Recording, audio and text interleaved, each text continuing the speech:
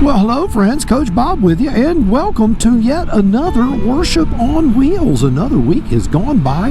Hope you're enjoying the fall, and Thanksgiving's behind us, and Christmas is ahead of us, and everything's getting super excited. All the Christmas lights are going up, and trees are up, and man, I'm eating pie and getting fat, sassy. Well, today we're going to talk about something that is near and dear to my heart, and this goes way back.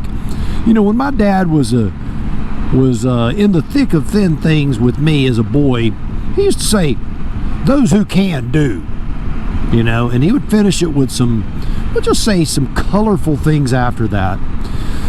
But I remember one time, I used to work at Bayliner Manufacturing Plant. Yep, I built boats. Can you believe that? I did. I was a young man, and I was a hull laminator, a stiffener, and a gel coater, as a matter of fact. I pretty much did everything in the lamination department, and we used to joke about the Bayliner boats. We'd go, "You buy one as long as you're a great swimmer." I ended up being a swim coach. I don't know if that was just total irony or not. But I remember we had a time, and I was young and I was cocky. I mean, I was real cocky. We had some upper management guys back there. One was an engineer, and the other was like some, developer or whatever.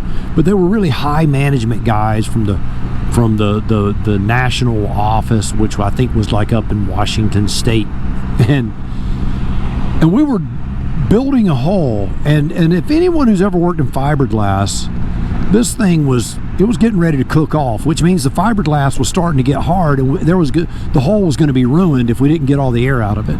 These guys were discussing how much resin, how much methyl ethyl ketone, how much this, how much that, blah blah blah blah blah blah blah. And I turned around, I said, "Those who can do," and I'm the only one doing a daggum thing. "Get to work. This thing's about to cook off, and we're going to have to throw this boat away." Needless to say, I wasn't very popular, but I will say that the boat ended up turning out okay, but I squeegeed all the air out of it. They did nothing but stand there and watch me work and run their mouths. So without further ado, let's hear the Bible verse and how that applies to anything that I'm talking about, or even if it does. All right, so the Bible verse for today is James chapter 1, verses 22 through 24.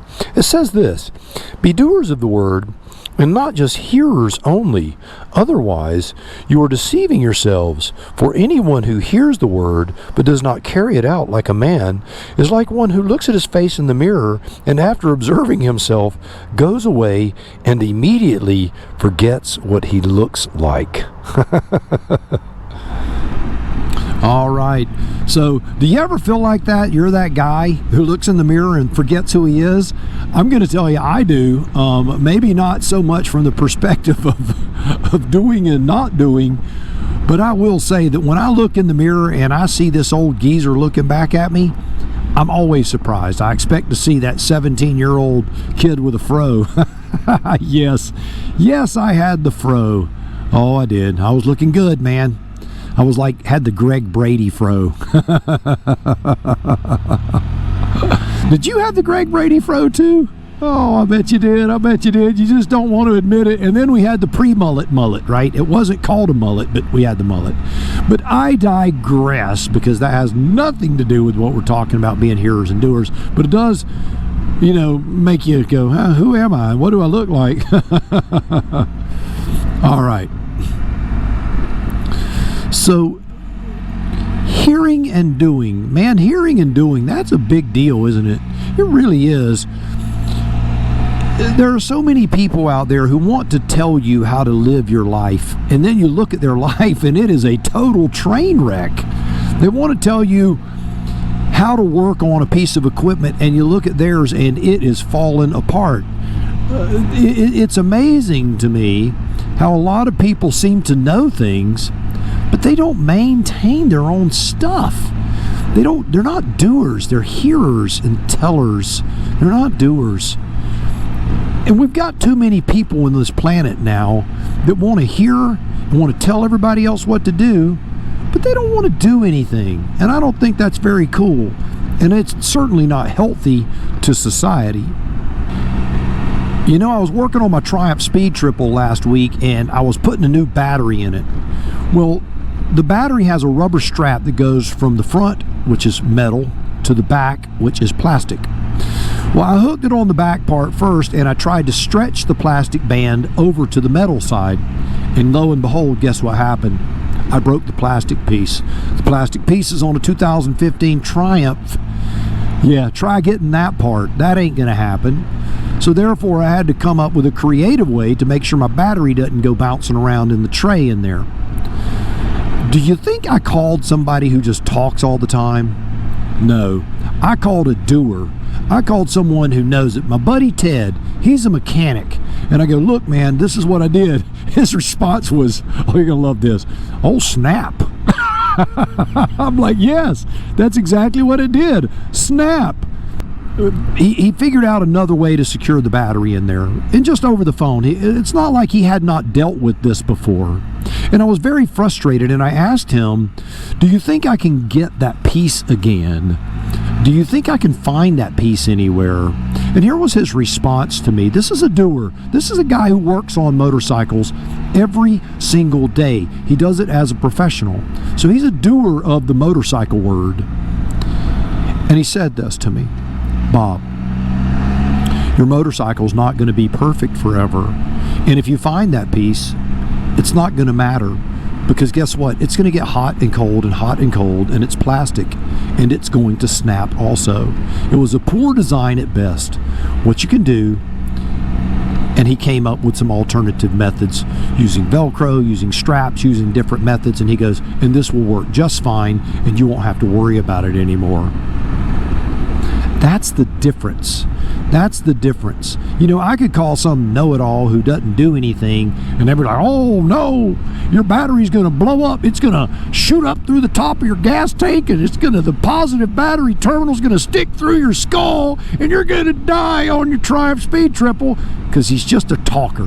He's not a doer. He doesn't know anything, but he thinks he knows everything. Avoid those people. Just avoid them. They're not helpful. They're not making your life better, and they're not going to make your life better.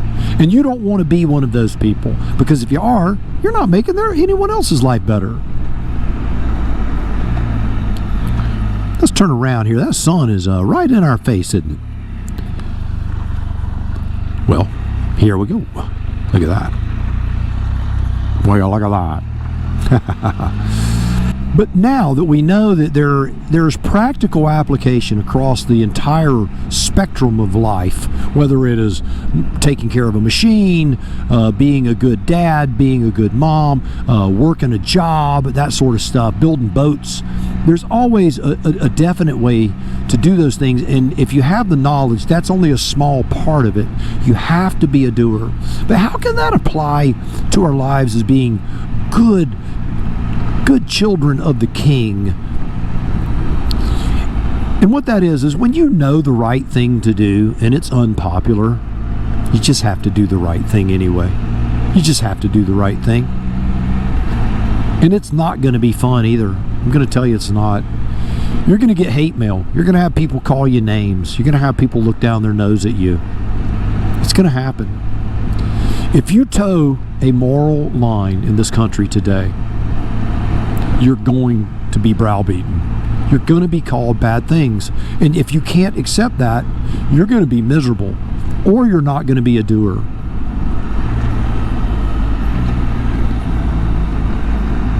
So I would say, don't be miserable and be a doer, knowing that the adversary is out there, and he's going to come coming for you. He's gunning for you.